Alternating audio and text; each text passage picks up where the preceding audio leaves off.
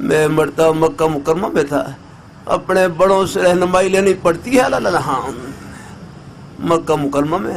اب وہاں پر طبیعت میں نے کچھ ایسی اسے قبض کہتے ہیں، انہیں قبض طبیعت نے بند سی آ رکھی. نماز پڑھوں اس میں کوئی لذت والی کیفیت نہیں، طواف کروں اس میں بھی کوئی ایک یہ جیسے ایک فریضے کو اپنے ذمے سے بس اتار رہا ہوں، کوئی اس میں کوئی شوق والی کیفیت نہیں.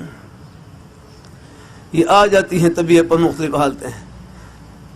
اللہ تعالیٰ اپنی مہربانی فرمائے تو پھر میں نے اپنے حضرت سے معلوم کروایا کہ حضرت کہ یہاں حرم شریف میں ہوں، بڑی مبارک جگہ میں ہوں، مفہوم بیان کر رہا ہوں لیکن یہاں پر نماز پڑھتا ہوں تو نماز میں کوئی شوق والی کیفیت نہیں، بس صرف یہ کہ جیسے ایک فریضے کو اپنے ذمے سے اتار رہا ہوں، ساقی کر رہا ہوں.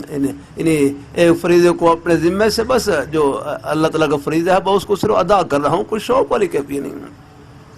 طواف میں بھی ہر فرمانے لگے یہ حالت غیر اختیاری ہے، معاف ہے، اس کی طرف توجہ نہ دیں، بس اپنے کام میں لگے رہیں. الحمدللہ.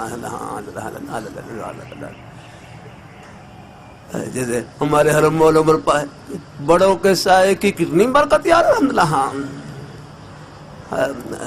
خود ڈاکٹر بننے کے بجائے یا رکھنا یہ اپنے بڑوں کی رہنمائی لے لی جائے. الحمدللہ. ہاں خود اپنا علاج کرنے کے بجائے یا رکھنا، اس سے بہتر یہ ہے کہ جو حضرات اس راستے سے گزرے ہوئے ہیں وہ ان کے سائے میں چلے جائیں، سکون ہی سکون. الحمدللہ.